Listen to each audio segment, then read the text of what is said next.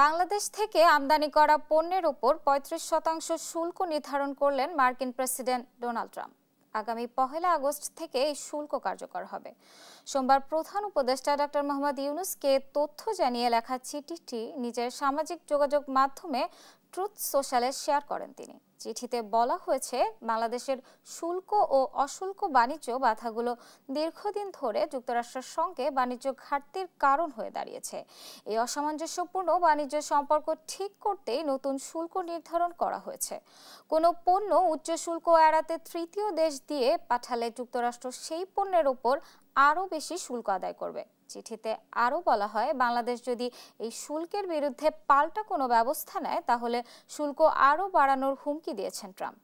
এর আগে গেল ৩ এপ্রিল বিশ্বের বিভিন্ন দেশের ওপর পাল্টা শুল্ক আরোপ করেছিলেন ট্রাম্প। সে সময় বাংলাদেশি পণ্যের ওপর ৩৭% শুল্ক আরোপ করা হয়েছিল।